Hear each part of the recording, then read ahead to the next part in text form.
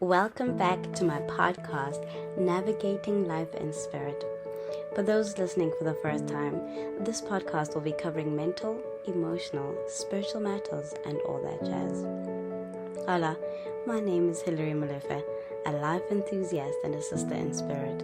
I will be sharing a lot of my takeouts from everyday life by covering an array of topics, my views on them, and how I have handled them. I am by no means an expert or a professional on the topics that are covered.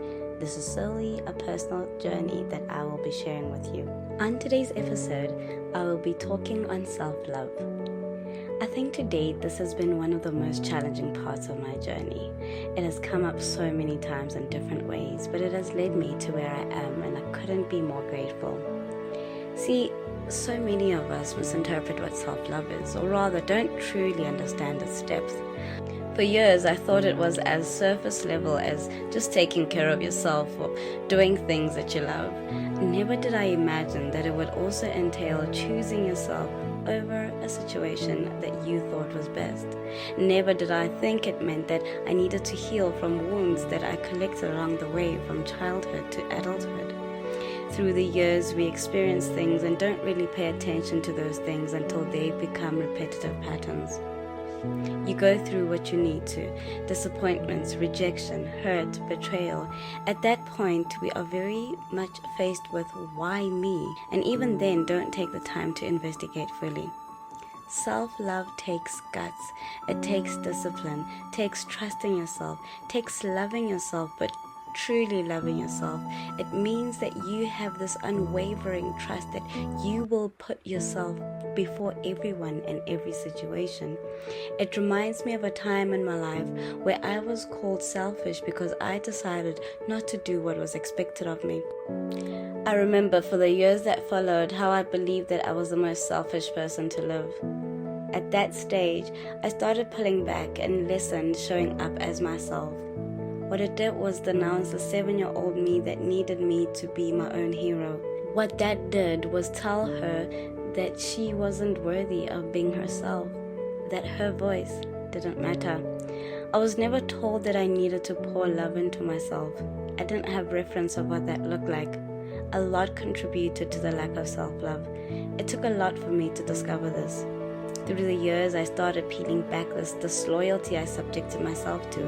It's been a long time coming. I started bit by bit and I was dealing with a lifetime build-up deception. Once I did though, I was very intentional about changing this. I needed an outlet that would remedy the need of space to be myself on my own terms. Movies became that outlet for me. I would save up tuck shop spending money I'd get to catch a movie every month. It became a standard practice that I would carry out into adulthood. This was what became a journey, my first proper journey to self-love.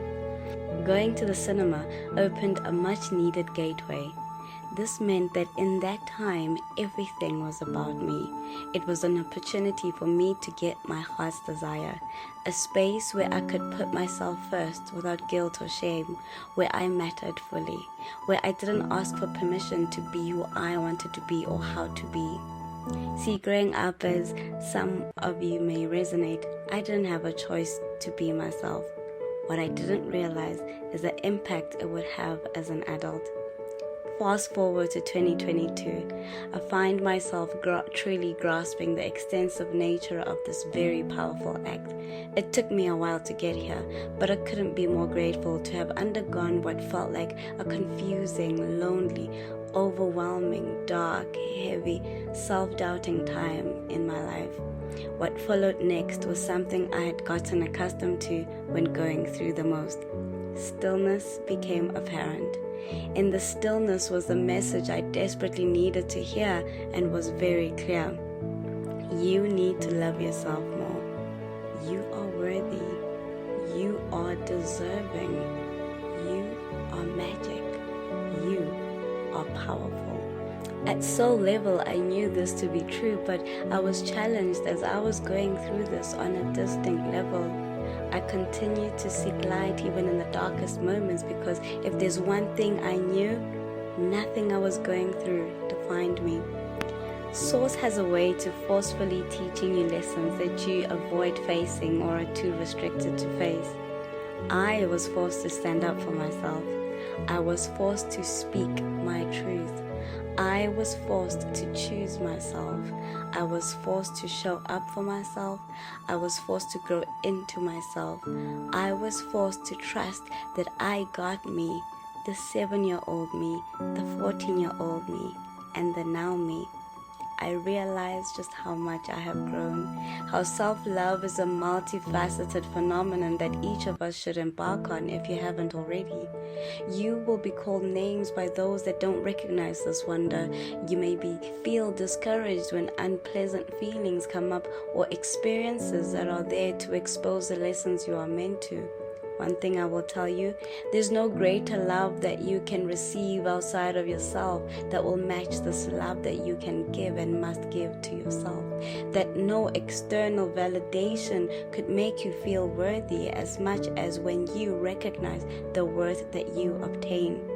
My parting words to you are, I hope you show up for yourself. I hope that you take the plunge of self-awareness and be a nesting ground for yourself, knowing that no matter the circumstance, you will continue to choose yourself, that you will take interest in who you are and what you want from this human life that you have been granted. I want you to be able to speak your truth. We can't change what's happened. We can surely learn from it. We can take notes and strive to better ourselves. Check in with yourself and see what level of self-love you're on. Keep elevating to greater heights with it. It all begins with you. There's so much that can be attained, so much that can be conquered. Try these affirmations and see how they make you feel. Create ones for your own that are specific to your self-love journey and keep saying them. My entire being is worthy of my love. I love my body. I love my mind. I love my life and all of my life experiences. I love myself fully and completely. The love I have for myself is unconditional and limitless. This energy of self-love is my source of confidence, and self-belief is changing my life for the better. A quote by J.M. Storm that I came across this morning that fits beautifully to this topic. It was in the rain of healing that she found love again, the love for herself.